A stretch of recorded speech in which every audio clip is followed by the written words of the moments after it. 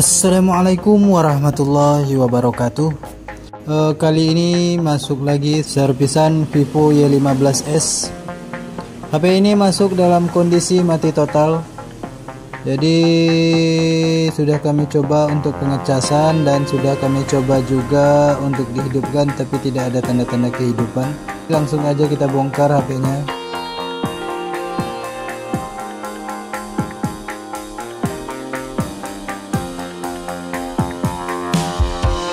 Dan kita cek dulu tegangan di baterai HP-nya.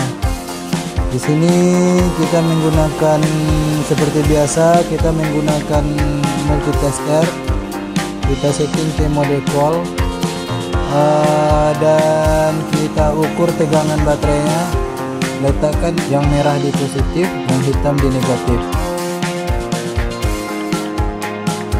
Oke teman-teman, ini kita ukur. Ini menghasilkan tegangan di angka 3,7, berarti baterai ini normal. Oke, untuk selanjutnya kita cek dulu HP ini menggunakan power supply. Di sini kita coba ukur. Kalau teman-teman ragu jalur feedbacknya, teman-teman bisa ukur menggunakan multitester. Dengan panduan itu biasanya kami gunakan yang di baterai ya teman-teman. Biasanya tegangan yang dihasilkan antara baterai titik positif dengan titik feedback itu sama. Jadi teman-teman bisa cari, atau untuk awal-awal ini kita gunakan di songket baterai yang positifnya. Oke teman-teman, ini kita lakukan. Ini drop ya teman-teman. Untuk ampernya turun ke angka 0, dan bisa dipastikan HP ini full short. HP ini short sebelum power. Menangani area full short sebelum power, permasalahannya ada di sekitar jalur feedback. Oke, untuk mengukur jalur feedback teman-teman bisa cari di pin area di sekitar baterai. Itu bisa menggunakan multitester juga. Biasanya tegangan yang dihasilkan sama. Dan teman-teman juga bisa lihat skema untuk jalur feedbacknya. Dengan panduan adalah jalur positif di songket area baterai.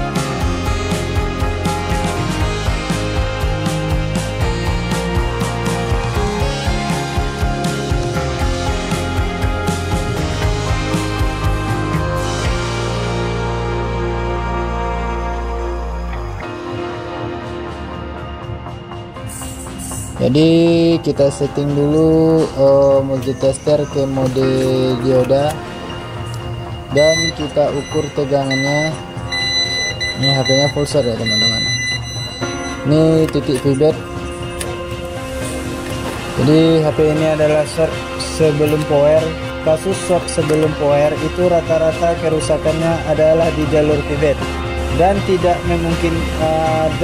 menutup kemungkinan di area IC PA ya teman-teman.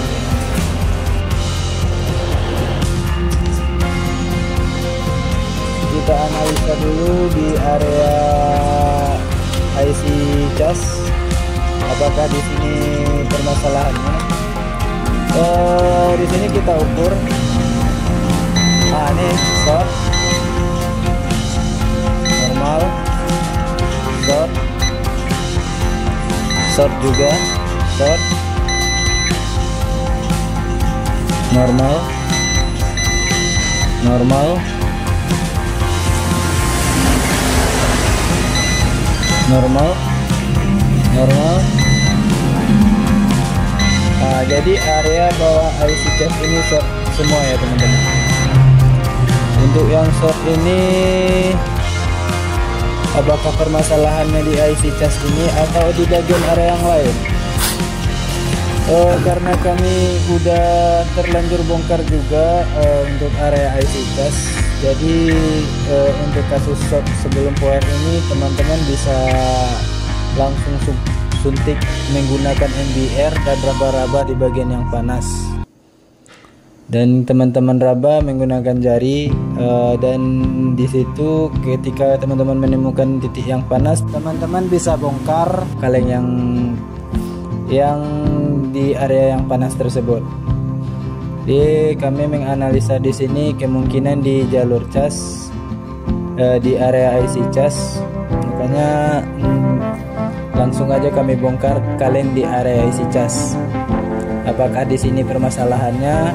Kalau seperti ini kemungkinan short beruntun ya teman-teman. Jadi apakah di area isi cas ini atau di area yang lain? Dan kita gunakan MBR untuk mengetahui titik shortnya. Teman-teman bisa jumper menggunakan timah gulung. Teman-teman bisa menggunakan timah gulung di sini untuk tempat letak titik positifnya nanti yang merah. Dan yang hitam kita letakkan di ground. Area ground itu bisa di area kaleng atau bisa juga di area-area yang kuning-kuning yang di pinggir-pinggir ini ya teman-teman.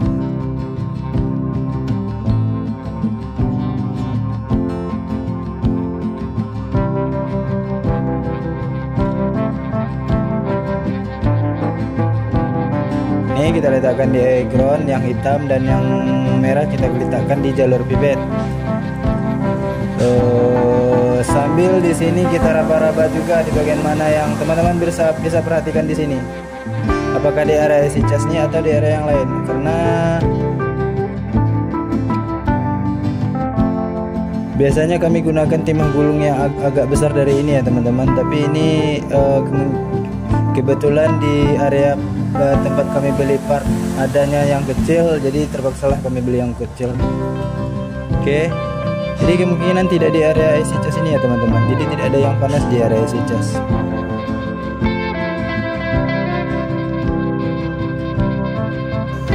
Di area isi cas ini nggak ada yang panas.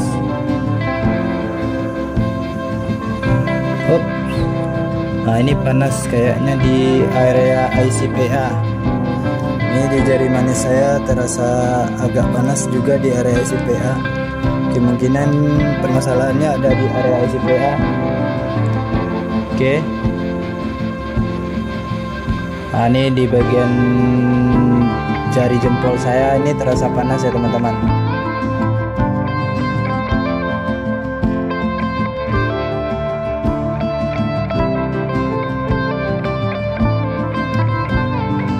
Kabel positifnya kami menggunakan pinset aja agar lebih memudahkan proses untuk pencarian yang panas.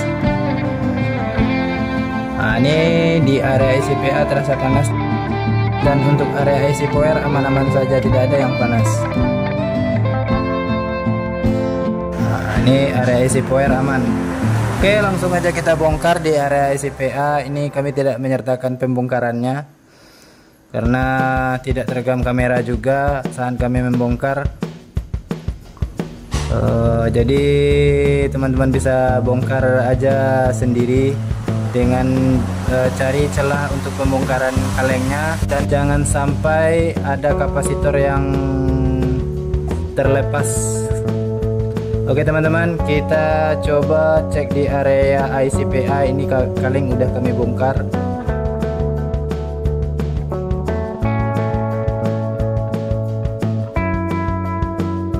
Nah itu yang berasap ya teman-teman. Oke, yang berasap itulah yang area yang short.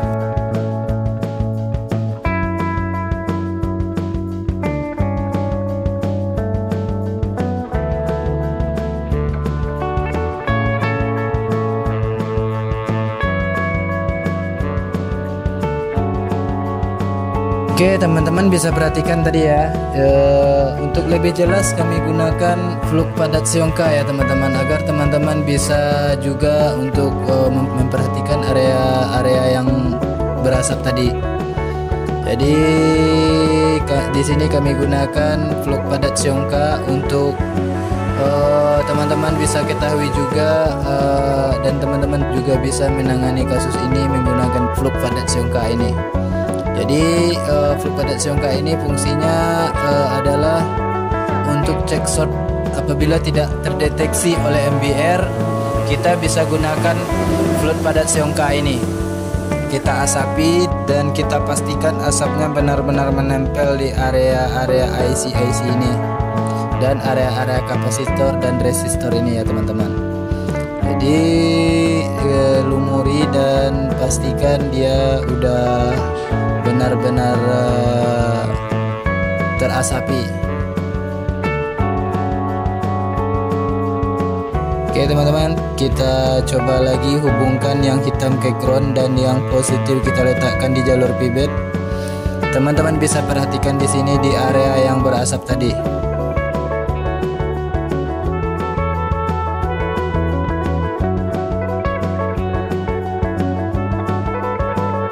Kita coba. Itu yang short ya teman-teman.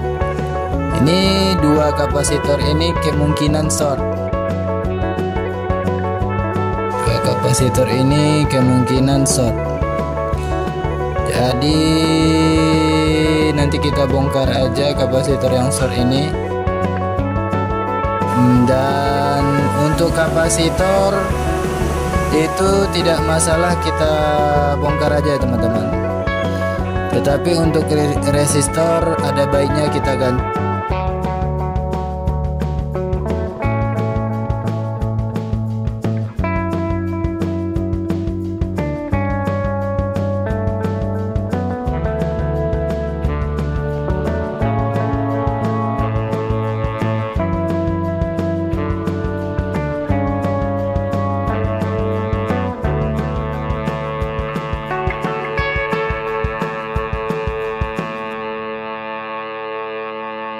Itu ya teman-teman, tuh short.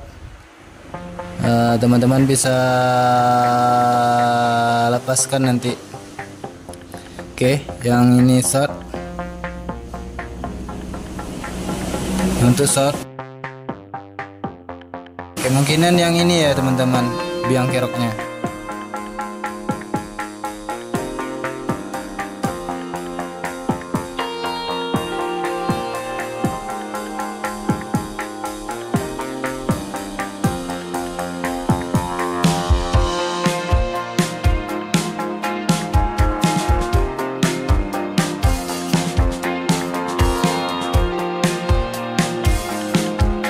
Sekali lagi kita coba lumuri lagi dengan tutup pada SMK untuk mengetahui pastinya di antara dua resistor ini resistor mana yang short ya teman-teman.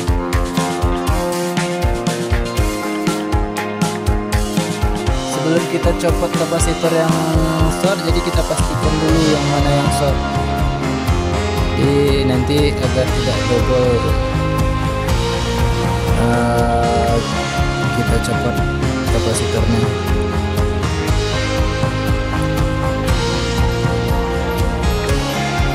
Ini udah cukup.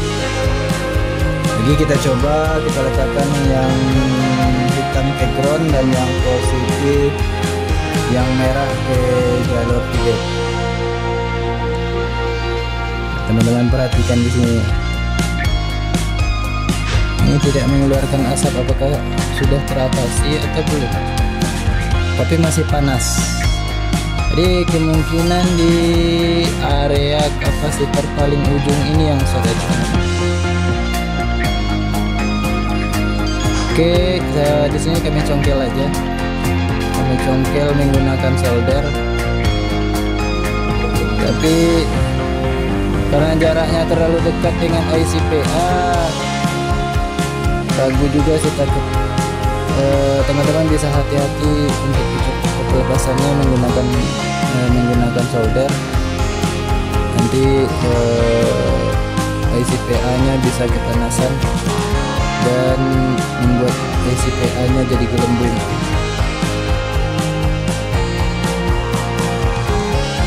Teman-teman solder sekarang hati-hati, tapi ini agak susah sih. IC-PA nya panas juga, jadi kami gunakan pinset saja untuk pelepasannya. Oke, begini ya teman-teman lepas pelan-pelan, hati-hati, jangan sampai IC-PA nya bermasalah. Oke, udah, ini udah copot.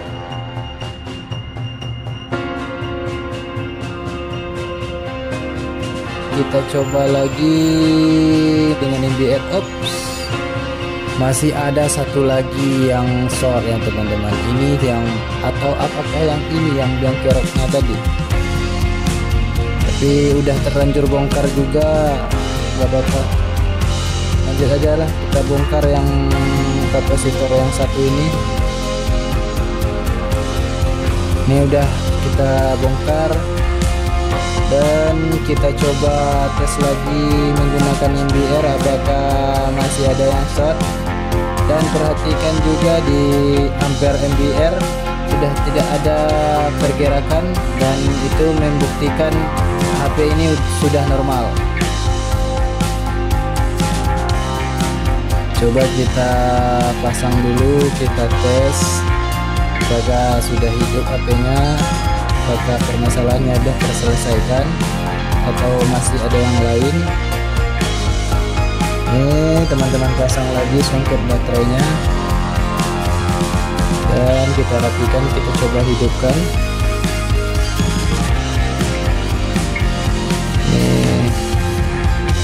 Masih belum ada tanda-tanda kehidupan ya teman-teman.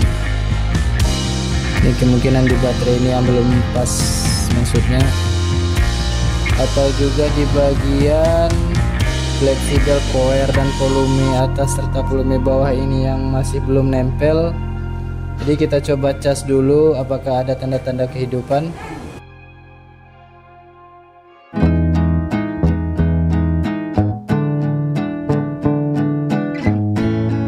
Dan ini kita coba lagi pasang. Dan untuk memastikan kita coba cas saja ya teman-teman.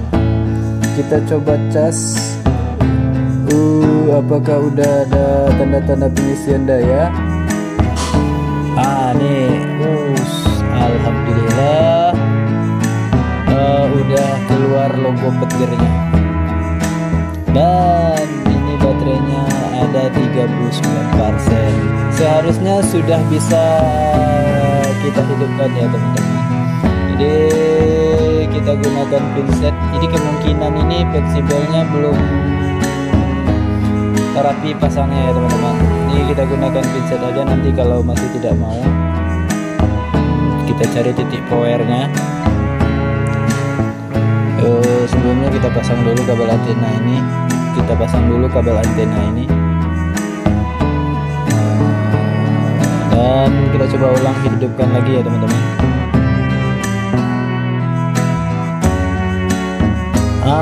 Alhamdulillah kasusnya sudah teratasi ya teman-teman.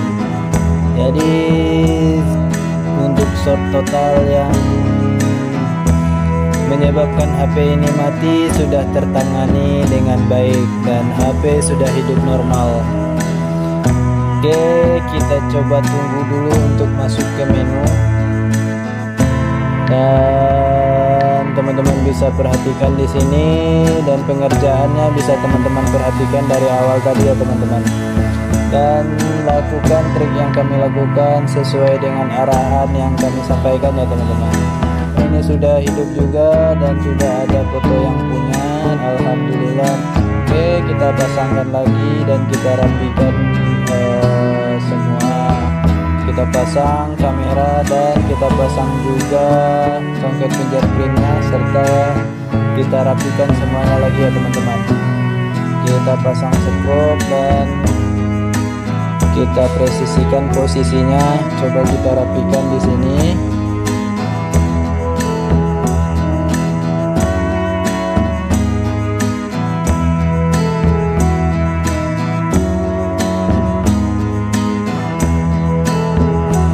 Nggak mau hidup dan tidak ada tanda-tanda kehidupan. Apa yang terjadi dengan HP ini kita coba bongkar lagi ya teman-teman.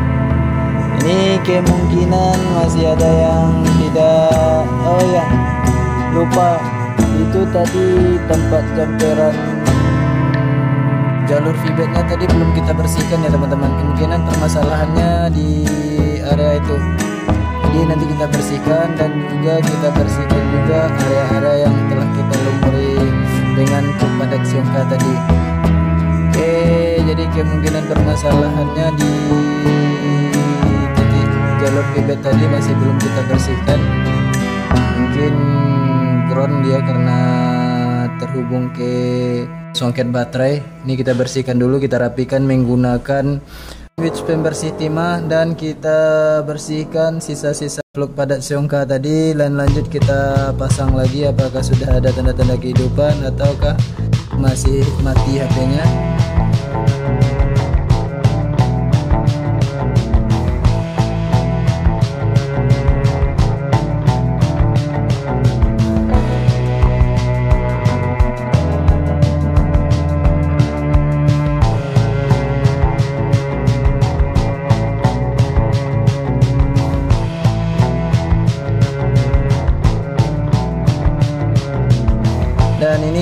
sudah muncul lagi logo petir dan sepertinya sudah teratasi permasalahannya. Oke teman-teman, coba kita pasang lagi skrupnya serta kita rapikan lagi apakah masih mati atau sudah normal.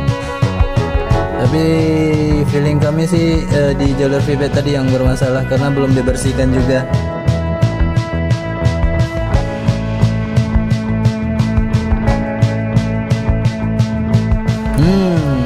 Alhamdulillah kasusnya selesai ya teman-teman, dan oke, sudah selesai juga permasalahannya dan sudah jadi